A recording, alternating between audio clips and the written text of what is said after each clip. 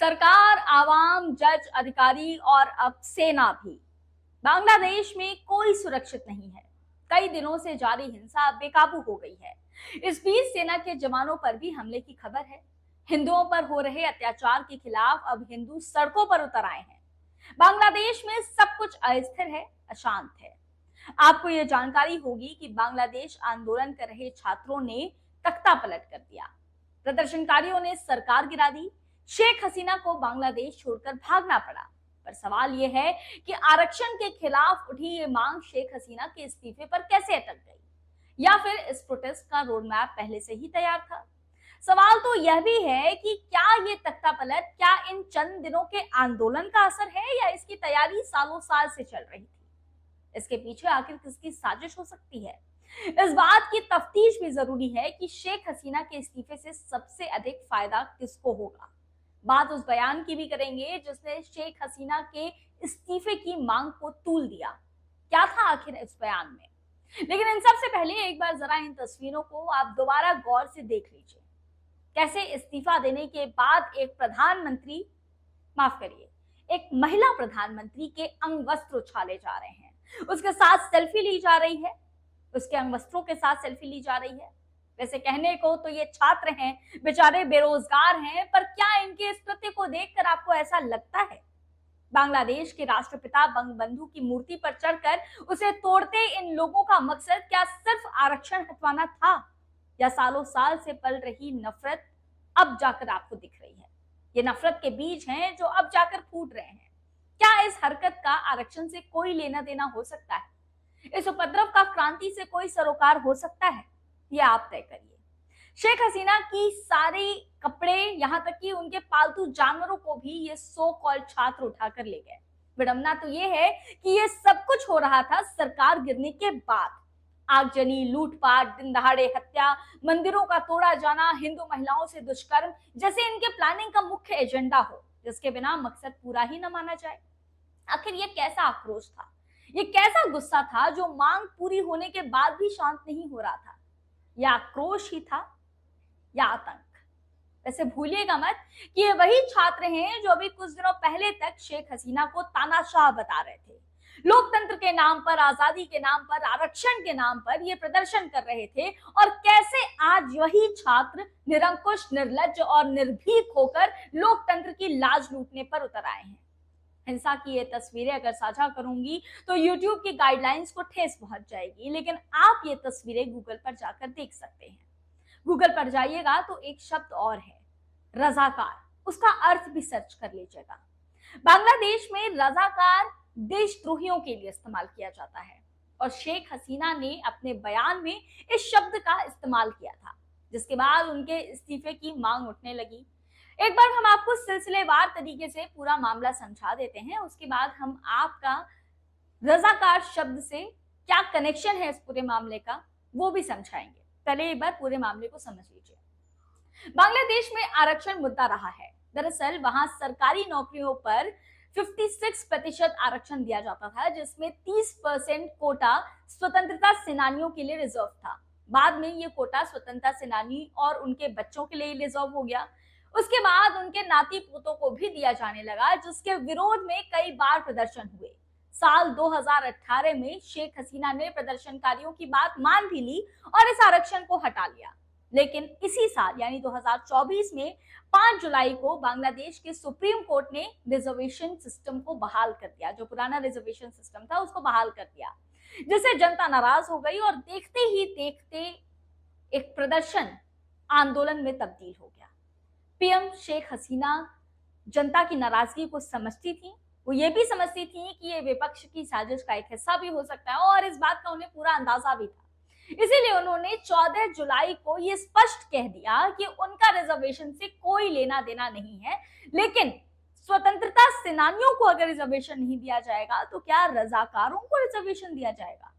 जिसके बाद शेख हसीना की चौतरफा निंदा शुरू हो गई और इस्तीफे की मांग भी शुरू हो गई।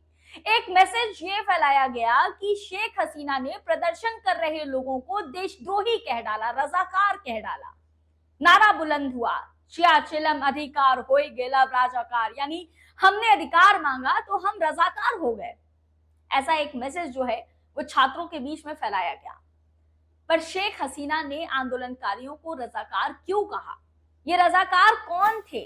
इनकी हिस्ट्री क्या है? इनका आंदोलनकारियों से आखिर क्या संबंध हो सकता है? और अपने ही देश के लोगों को देशद्रोही कहना एक पीएम को शोभा नहीं देता। क्या इस बात को शेख हसीना नहीं जानती थी? आखिर वो इतनी बड़ी गलती कैसे कर सकती हैं? इसके लिए आपको थोड़ा तह तक जाना होगा। चलिए, तो कहानी शुरू होती है 1971 से, जब बांग्लादेश मुक्ति युद्ध चल रहा था। उस दौरान पाकिस्तान अर्धसैनिक बल ने एक संगठन बनाया जो कि पाकिस्तान का समर्थन करती थी। इधर बांग्लादेश को स्वतंत्र देश घोषित करने के लिए भारत उसकी पूरी मदद कर रहा था। लेकिन आपको संगठन के बारे में अब समझाते हैं। ये संगठन जो बना था, इस संगठन के लोगों को रजाकार नाम दिया गया। रजाकार का अर्थ, शाब्दिक अर्थ है स्वयंसेवक। रजाकारों का काम ये होता था कि वो पाकिस्तानियों के लिए जासूसी करें, मुक्ति वाहिनी के खिलाफ लड़ाई लड़ें, और रजाकारों के इस संगठन को समर्थन भी मिलता था एक राजनीतिक पार्टी से। उस राजनीतिक पार्टी का नाम है जमात-ए-इस्लामी। जमात-ए-इस्लामी ने 1971 में जो लड़ाई थी उसमें पाकिस्तान का पूरा साथ दिया था और रजाकारों का भी साथ दिया था। लेकिन शिकस्त हाथ लगती है। बांग्लादेश एक लोकतांत्रिक देश बन जाता है और उसके बाद ये पार्टी बांग्लादेश के इस्लामीकरण में जुट जाती है। जमात-ए-इस्लामी एक कट्टर मुस्लिम संगठन है जो कि पैगंबर मोहम्मद को मानता है और कट्टरता से मानता है। वहीं शेख हसीना के पिता मुजीबुर रहमान लोकतांत्रिक सोच के व्यक्ति थे, लोकतांत्रिक ढांचे में विश्वास करते थे। मुजीबुर रहमान, जो कि बांग्लादेश के राष्ट्रपिता भी कहे जाते हैं, बंगबंधु भी कहे जाते हैं, अपने पिता के नक्शे कदम पर शेख हसीना भी चल रही थी। वो भी सेक्युलर विचारधारा की थी और यही वजह थी कि शेख हसीना की सरकार को जमात-ए-इस्लामी कभी पसंद नहीं करती थी। अब कहानी में वापस लौटते हैं और वर्तमान में हो रही चीजों को समझते हैं। तो दरअसल दोस्तों, जमात-ए-इस्लामी का एक छात्र संगठन है, इस्लामी छात्र शिविर। इस संगठन के छात्र पूरे बांग्लादेश के अलग अलग स्कूल कॉलेज में फैले हुए हैं। आरक्षण के खिलाफ हो रहे आंदोलन में इन इस्लामी छात्र शिविर के छात्रों की भूमिका भी बड़ी अहम थी। ये एक बड़ी साजिश के लिए तैयार थे। मामला अगर सिर्फ आरक्षण तक होता, ये मामला कब का शांत हो जाता। लेकिन यहाँ मकसद तो कुछ और ही था। आरक्षण पर उठे बवाल पर पीएम शेख हसीना ने इन छात्रों की बात मान ली थी। सुप्रीम कोर्ट ने भी रिजर्वेशन को 56% से घटा करके 7% कर दिया था, मगर असली मकसद तो अभी भी बाकी था। सुप्रीम कोर्ट के फैसले के बाद प्रदर्शन शांत हो गया, लेकिन उसके बाद शुरू हुई धरपकड़, जिसमें मुख्य भूमिका निभा रहे प्रदर्शनकारियों को पकड़ा गया, उन्हें डिटेन किया गया। और जब ये सारा प्रोसेस चल रहा था, उस दौरान ये पता चला कि कहीं ना कहीं इन प्रदर्शनकारियों के लिंक जमात-ए-इस्लामी से जुड़े हुए हैं। इसीलिए शेख हसीना ने जमात-ए-इस्लामी को बांग्लादेश में बैन कर दिया, जिसके बाद एक बार ये आंदोलन फिर से भड़कता है। यानी आप समझिए कि आरक्षण का मुद्दा जो था वो तो खत्म हो गया था, लेकिन ये आंदोलन फिर से भड़कता है। क्यों? क्योंकि जमात-ए-इस्लामी को बैन कर दिया गया था और इस बार मकसद बिल्कुल साफ था, बिल्कुल स्पष्ट था। मकसद ये था कि शेख हसीना का इस्तीफा। अब आप इस पूरी क्रोनोलॉजी को समझ गए होंगे। ये मामला सिर्फ आरक्षण तक सीमित नहीं था। आरक्षण तो सिर्फ एक मुखौटा था। अगर सुप्रीम कोर्ट के ऑर्डर के बाद भी ये प्रदर्शनकारी जब शांत हो चुके थे, तो ऐसे में ऐसी क्या वजह थी कि जमात-ए-इस्लामी को बैन करने के साथ ही हिंसा भड़क जाती है? आखिर क्या वजह थी कि जमात-ए-इस्लामी को बैन करने के बाद ही इस आंदोलन को दोबारा से आग लग जाती है और दोबारा से जो है वो भीड़ बेकाबू हो जाती है? एक तरह से शेख हसीना सब कुछ समझ चुकी थी। वो समझ गई थी कि इस देश की कमान उनसे छूट रही है और जमात-ए-इस्लामी कहीं ना कहीं हावी हो रहा है बच्चों पर, छात्रों पर, जनता पर। और ऐसे में वो विदाई की स्पीच देने ही जा रही थी, लेकिन उन्हें केवल 45 मिनट्स का टाइम दिया गया। ये कहा गया कि वो इस देश को छोड़कर चली जाएं, वरना उनके साथ कुछ भी हो सकता है। जरा सोचिए, प्रधानमंत्री, एक महिला प्रधानमंत्री को ये कहा जा रहा है कि आप इस देश को छोड़ करके चले जाइए, आपके पास केवल 40 मिनट है, जो कुछ समेट सकती हैं उसको लेकर के यहाँ से चले जाइए, वरना इसके बाद आपके साथ कुछ भी हो सकता है इस देश में। सोचिए, 15 साल राज करने के बाद ये स्थिति शेख हसीना की। और ये मामला, ये खबर सरकार गिरने के बाद आग की तरह से फैल गई कि शेख हसीना जो है वो जा चुकी हैं देश छोड़कर। लेकिन अभी भी हिंसा नहीं रुकी थी, अभी भी चुन चुनकर हिंदुओं को मारा जा रहा था, आवामी लीग के नेताओं को मारा जा रहा था, उनके घरों को जलाया गया। प्रदर्शनकारियों का अगर जमात इस्लामी से कोई लेना देना नहीं था, उनकी विचारधारा से कोई लेना देना नहीं था, तो आखिर इस तरह की घटनाओं को क्यों अंजाम दिया गया?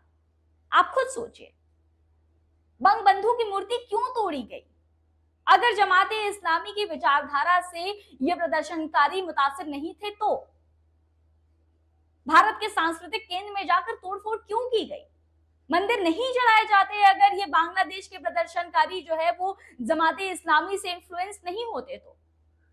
अब आप ये बताइए कि क्या इन प्रदर्शनकारियों को रजाकार कहना या रजाकार शब्द का अपने बयान में इस्तेमाल करना, शेख हसीना ने क्या इसमें कुछ गलत किया था? अगर इन लोगों का रजाकारों से कोई संबंध नहीं होता, जमात इस्लामी से कोई संबंध नहीं होता, तो इन्हें सरकार गिरने के बाद शांत हो जाना चाहिए था। शेख हसीना के उस बयान के बाद बांग्लादेश ने कहीं ना कहीं आईना देख लिया था, उन्हें ये बता दिया गया था कि ये जो प्रदर्शनकारी हैं, ये जो आंदोलनकारी हैं, इनका मकसद कुछ और ही है।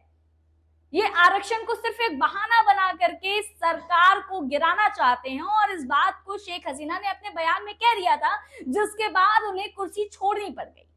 यानी ये सब कुछ एक सोचा समझा प्लान था, एक सोची समझी प्लानिंग थी, जिसको एग्जीक्यूट किया गया। और ये एग्जीक्यूट ये कुछ दिनों के आंदोलन की वजह से सरकार नहीं गिरी है। आप समझिए कि ये सालों साल की मेहनत है, ये सालों साल की कॉन्स्पिरेसी है, जिसके बाद आज शेख हसीना को बांग्लादेश छोड़कर भागना पड़ा।